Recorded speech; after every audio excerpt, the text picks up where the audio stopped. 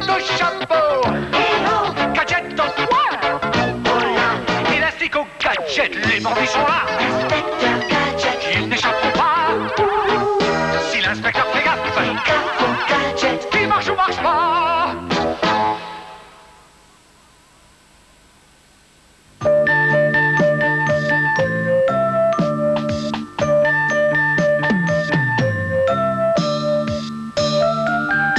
Bonjour.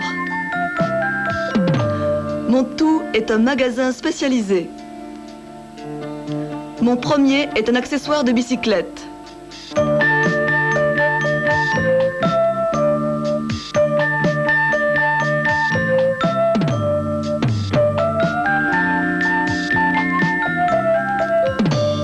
Mon premier est un accessoire de bicyclette. Mon deuxième est une demeure.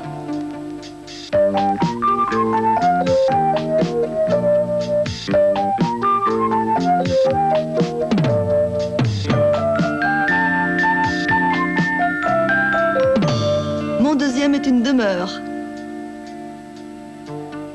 Mon troisième est un outil.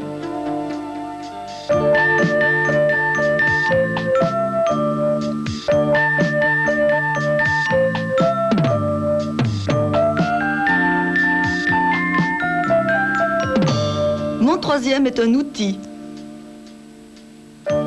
Mon tout est un magasin spécialisé.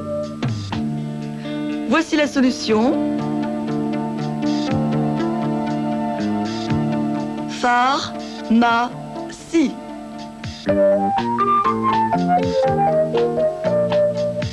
Pharmacie.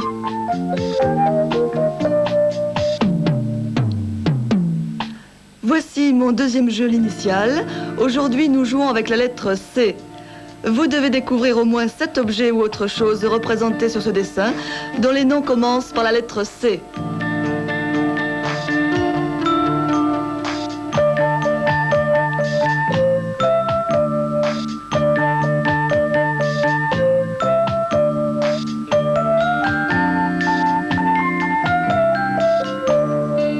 Voici mes 7 propositions. Il y avait chien, coq, canard, cheminée, champignon, cochon et cigare. Mais vous aviez aussi collier, ceinture, couteau et peut-être d'autres encore. Au revoir et à la prochaine fois.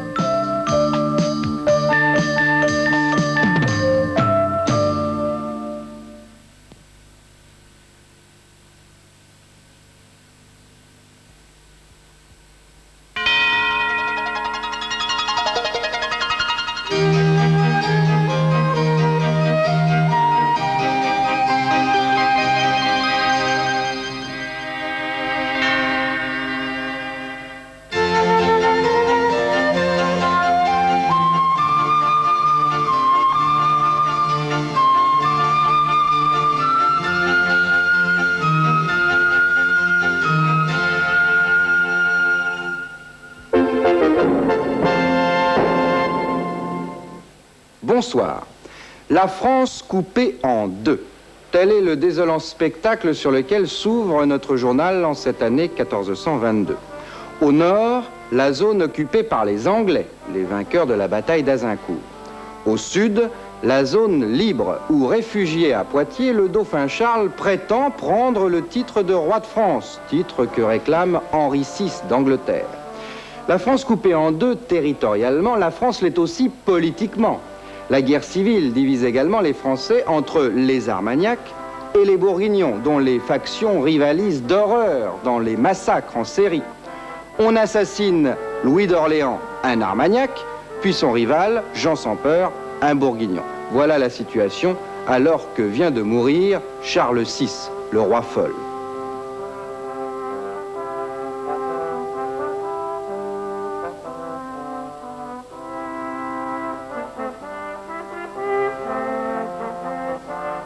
Avec la mort de Charles VI, le royaume de France revient théoriquement aux Anglais. C'est la conséquence du traité de Troyes qui a été signé 2 ans plus tôt et qui nie la légitimité du dauphin, un véritable traité d'infamie. Le dauphin d'ailleurs qui ne règne que sur quelques arpents de terre au sud de la Loire. Les Anglais veulent d'ailleurs en finir avec son royaume fantoche. Il leur suffira de prendre Orléans et tout s'écroulera. Alors, à moins d'un miracle, la douce France risque bien de disparaître. La guerre, peut-être, mais les affaires prospèrent. En particulier celles des Vénitiens qui trafiquent avec leurs 3000 bateaux de commerce avec tout l'Orient, l'Égypte, la Syrie, Chypre, l'Inde et la Chine. Le prestige commercial de cette ville est tel que les grands marchands allemands y ont leurs entrepôts, appelés le Fondaco dei Tedeschi, centre actif de leurs affaires. Il n'y a pas que Venise, en effet. Les grandes villes du Nord sont elles aussi fort bien organisées. Bruges, Hambourg, Lübeck. Elles constituent une ligue, une Hanse, comme on dit en Allemagne. C'est une sorte de compagnie internationale qui réglemente le commerce, impose ses prix, ouvre des comptoirs et même des ambassades. Cette véritable mafia s'imposera jusqu'au XVIIe siècle et aujourd'hui encore, elle vaut un statut de ville libre à Hambourg, Brême et Lübeck. Misère et débauche se partagent le monde.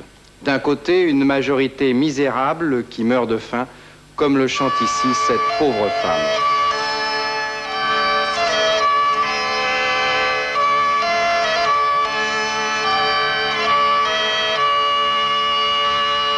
Adieu mes amours, adieu vous comme moi. Adieu mes amours jusqu'au printemps. Je suis en souci de quoi je vivrai, la raison pourquoi je vous la dirai. Je n'ai point d'argent, vivrai-je du vent. Si l'argent du roi ne vient plus souvent, adieu mes amours, adieu vous comme moi, adieu mes amours jusqu'au printemps. D'un côté donc les pauvres, de l'autre une minorité de parvenus richissimes qui font la fête, peut-être pour oublier. Pour eux, ce ne sont que de bons repas, des goinfreries, des beuveries, des rires, de la musique et des divertissements. Que ce soit dans la salle du château, dans celle du bain que selon la coutume, on prend nu et ensemble, ou du bal, où les femmes portent alors les plus hautes et les plus excentriques coiffures.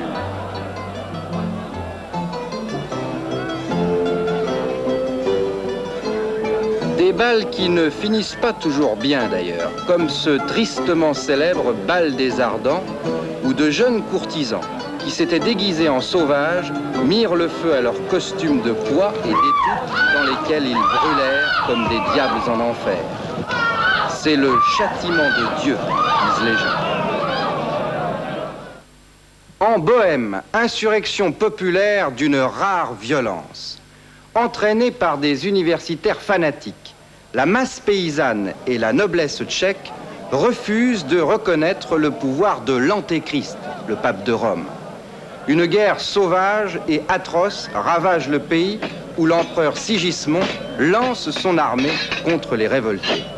Des révoltés qui sont des partisans du nationaliste révolutionnaire Jean Hus, que l'Église a condamné, il y a déjà 7 ans, à être brûlé comme hérétique. C'est la première révolte sérieuse dans l'Église avant le grand schisme de Luther. Jean Hus était un nationaliste. Il prêchait par exemple en langue tchèque, la langue populaire de Bohême, mais par conséquent tout le monde le comprenait. Il n'a eu aucun mal à soulever la colère non seulement contre Rome et l'Église, mais aussi contre le pouvoir étranger.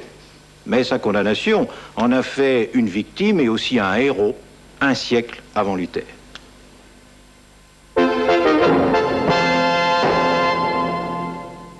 Mystère à la cour du Portugal. L'infant Henri aurait, dit-on, rapporté du Maroc, où les Portugais viennent de s'emparer de Ceuta, une carte de la plus grande importance.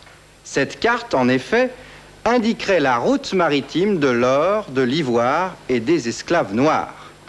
Elle révélerait également l'existence de 2 océans qui rejoindraient le sud du continent barbaresque, permettant alors d'atteindre les Indes par la mer.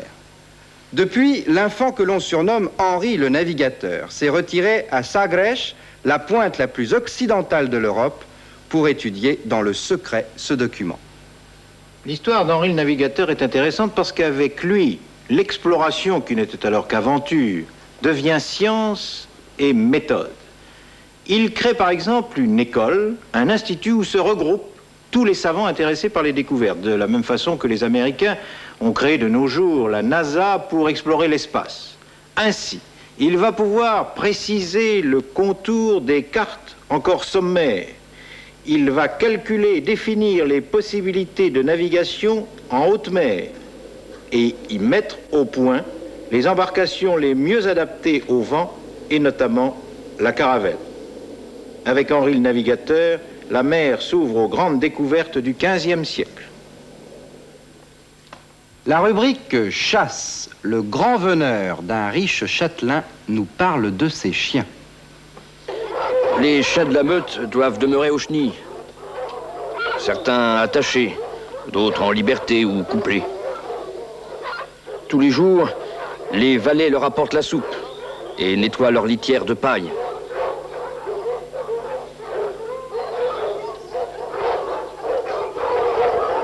La toilette des chiens est très importante. Les dents... Donne la patte, donne! Qu'est-ce que t'as encore ramassé? Une patte blessée qu'il faut panser. Vérifier les oreilles. Toujours très important et très fragile chez les chiens. Laver les pattes. Bien. Brosser, peigner, coller au cou. Sont-ils pas superbes ces matins-là?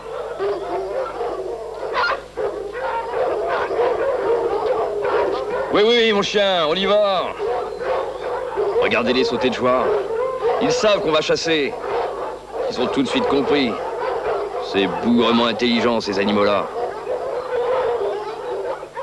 Ça y est, le limier a senti une piste. Il tire sur sa laisse pendant que les valets derrière suivent avec la meute. Allez, allez, cherche mon chien, cherche, cherche.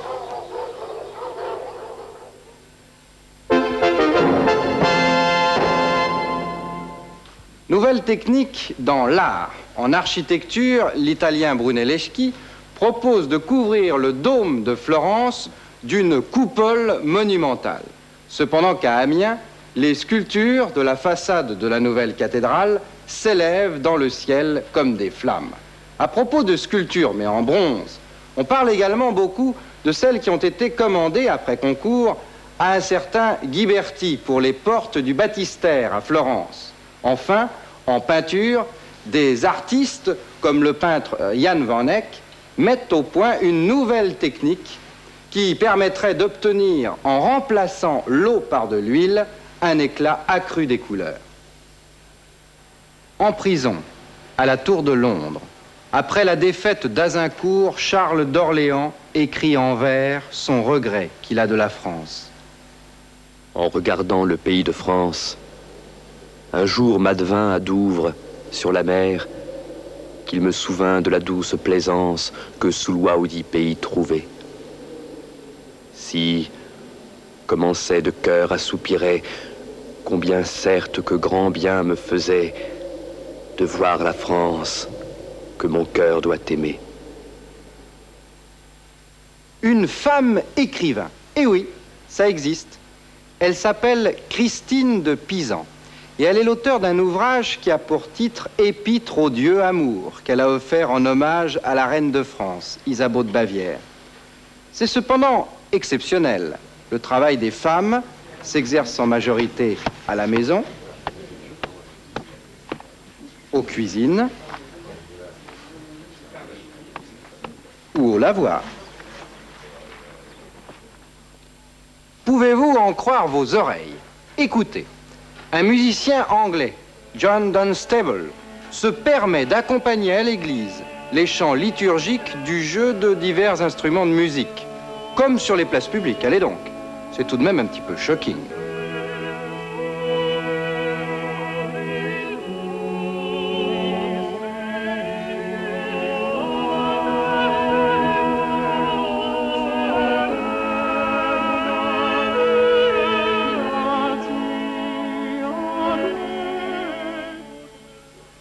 Une annonce qui intéresse les chômeurs et chercheurs d'emploi. Création en Chine de nouveaux postes dans la fonction publique, à savoir des préposés à la chasse aux grenouilles, dont le croassement gêne et trouble le sommeil de l'empereur, et puis également des destructeurs de vers aquatiques et des extracteurs d'insectes. Voilà, notre journal est terminé. Bonsoir.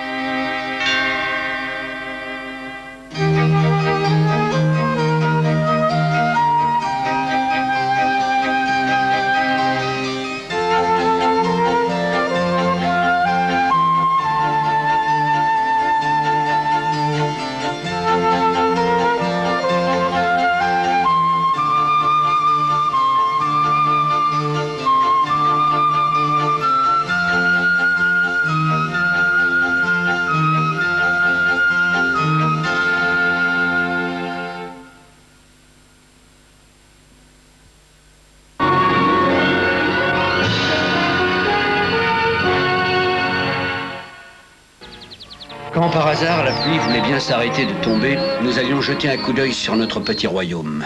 Quelle désolation. Oh, Hans, tout est perdu. Non, pas tout, heureusement, mais ça prendra du temps avant qu'il ne pousse une autre récolte. Et qu'est-ce qu'on va faire, papa? Eh bien, nous n'avons pas le choix, mon fils. Puisque la terre nous a laissé tomber, nous allons puiser dans les réserves de la mer.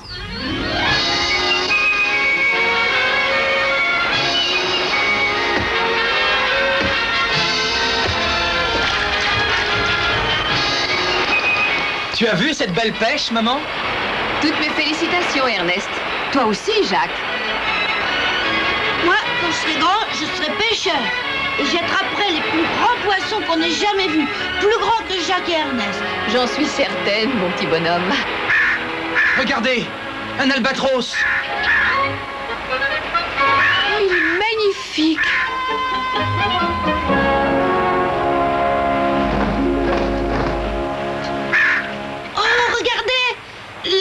L'albigue, enfin l'oiseau, il veut jouer avec mon bateau. Il y a quelque chose d'attaché à sa patte. Venez voir, il y a quelque chose d'écrit. Je suis sur l'île des Rochers Brûlants. S'il vous plaît, venez à mon secours. Dis papa, ça écrit les oiseaux? Non, Francis, mon petit chéri, c'est une personne qui a écrit ça, quelqu'un qui se trouve en détresse. Mais où se trouve l'île des Rochers Brûlants? Je sais, les rochers brûlants, ça doit être cette petite île volcanique qu'on a aperçue pendant notre expédition. Ah oui, je me la rappelle. C'est pas loin de la côte, là, par là, dans la direction de l'Albatros. Je vais aller voir, papa. Mon canoë est presque fini. Je peux partir dès demain matin, si tu veux. Bon voyage, Fritz. Au revoir, bon voyage.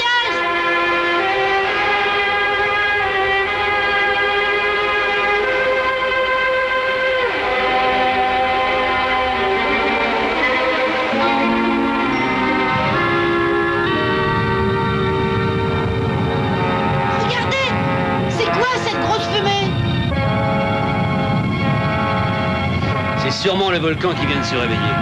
Mon Dieu, et Fritz qui se rend là-bas.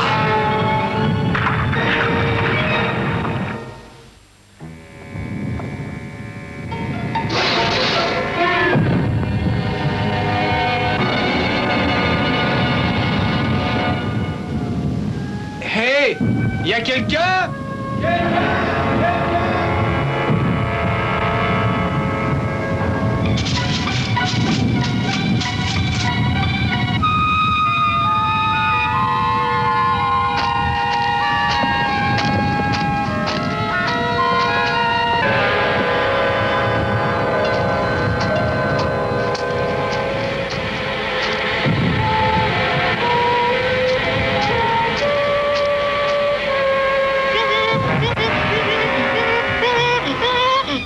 toi?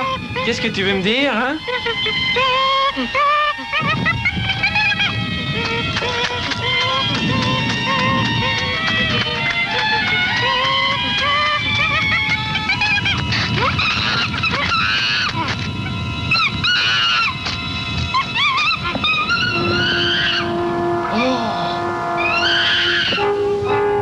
Jenny!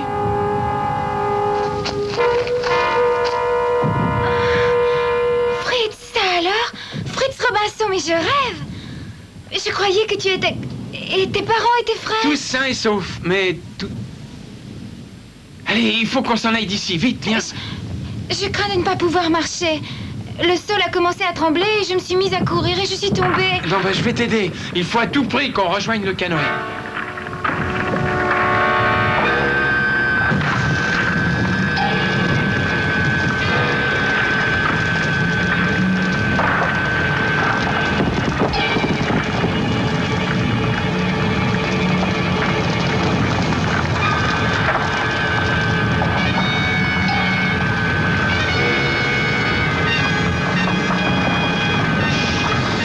Oh là, quelle horreur, t'as vu ça? Oh, Fritz, je ne sais vraiment pas comment te remercier. Si tu n'étais pas venu, j'aurais sûrement été... C'est trop horrible, rien que d'y penser, j'en frissonne. Non mais c'est pas moi qu'il faut remercier, c'est le petit Francis. Il s'était lié d'amitié avec l'oiseau qui portait ton message.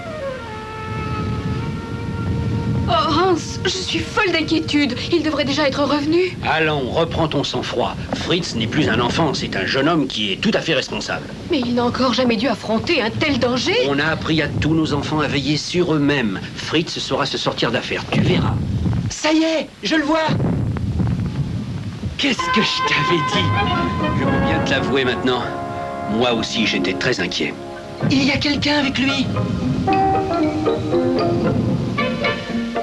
C'est alors que le canot de sauvetage s'est retourné. Je ne sais pas ce qui est arrivé aux autres.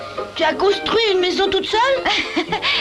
Oui, mais pas aussi luxueuse que la tienne. Oh, tu ne sais pas à quel point on est heureux de te revoir. Quand la tempête s'est calmée, nous étions désespérés de voir que tu avais disparu. Mais tout est bien qui finit bien. Sois la bienvenue. Merci, Madame Robinson. Jenny devint bientôt membre à part entière de la famille. Et la vie continua, calme et heureuse.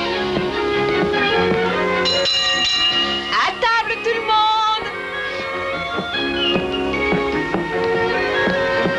Me voilà, je peux commencer à manger, maman? Mais certainement pas, mon bonhomme. En voilà une idée. Pas avant que nous soyons tous à table. Et pas avant de t'être lavé les mains et la frémousse. Mais elles sont propres, regarde.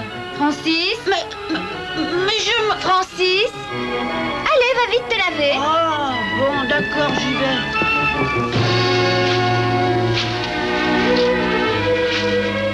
Maman, regarde. Fritz et Jenny se tiennent encore par la main. Et alors, tu tiens bien la mienne, non? Ah, mais c'est pas la même chose. Qu'est-ce qui se passe quand on est amoureux? Oh, je n'en sais rien. Il arrive qu'on fasse des choses un peu bizarres. Qu'on oublie de manger, par exemple. Fritz n'a pas pris de petit déjeuner ce matin. Ça y est, il est amoureux, il est amoureux, il est amoureux. Attends un peu, toi, petit monstre.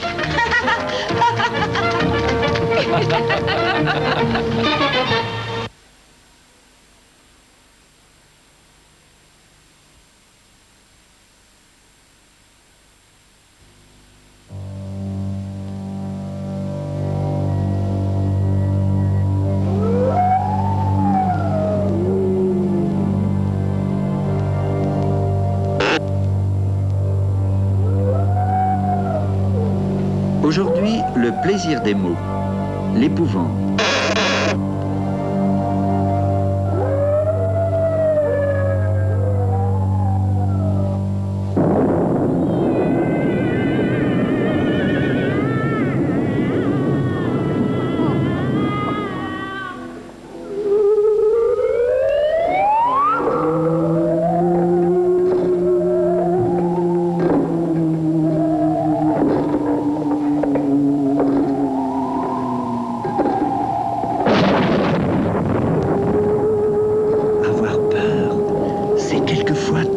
Amusant.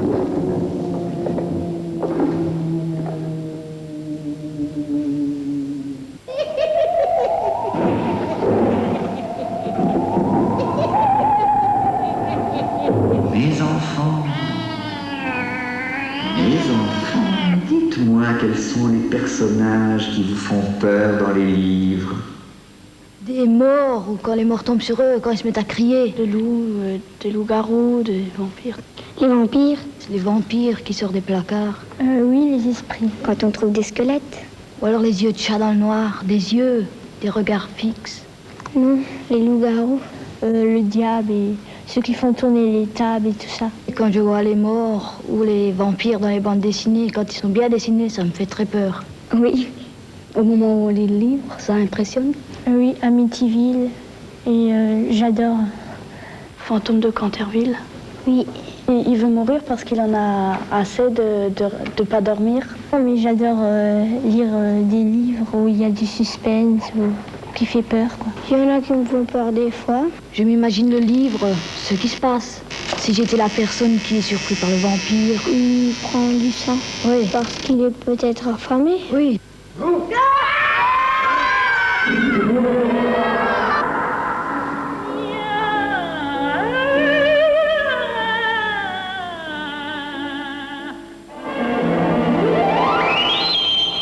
Il y a beaucoup de livres pour la jeunesse qui font peur.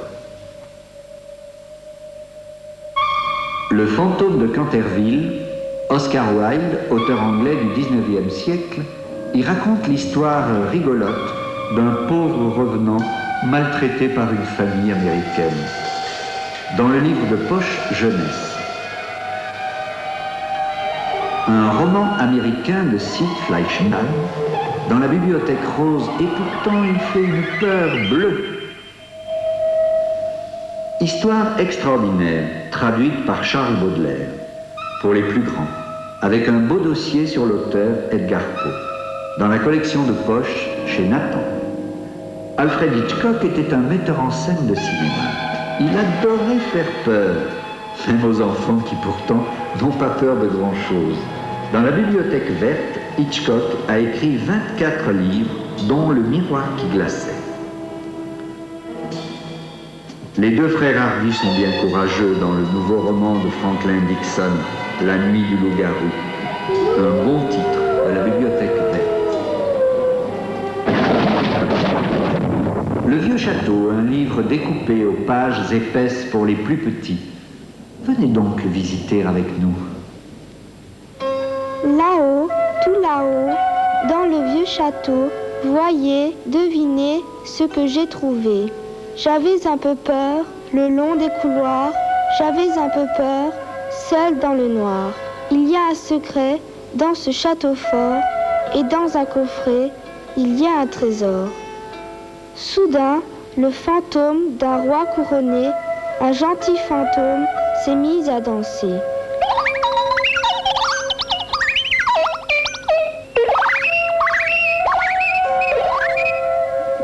J'ai quitté la tour et, dans le jardin, j'ai souhaité bonjour au petit matin.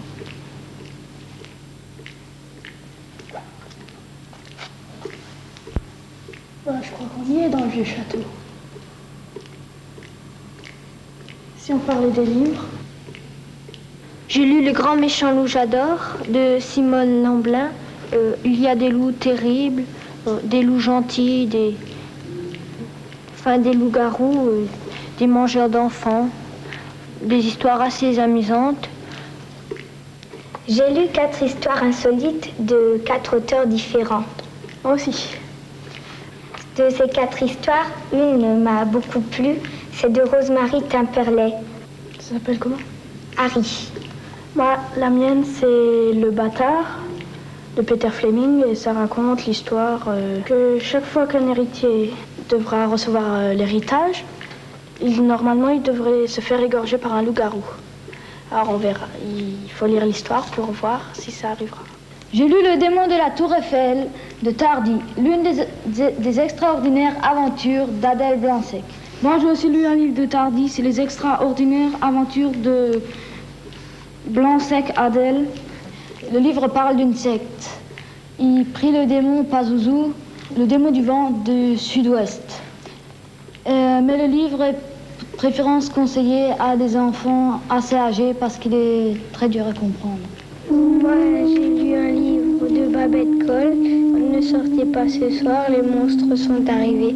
Alors ça parle d'une sorcière qui s'appelle Balai de Crin et elle a attrapé la varicelle et depuis ce jour, sa baguette magique ne lui répond plus. Alors elle dit, il me faut de la gelée d'œil de lynx et puis il se déplie et c'est un jeu.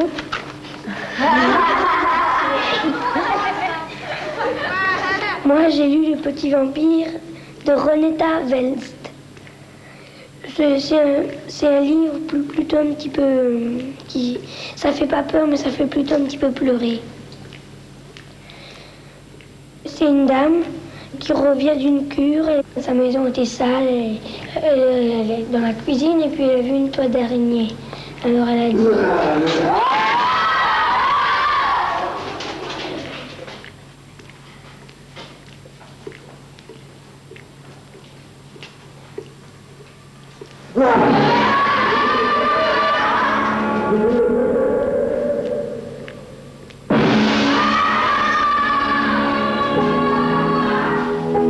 Aussi, ne sortez pas ce soir. C'est le conseil que vous donnent les chapitres. Restez plutôt chez vous et lisez.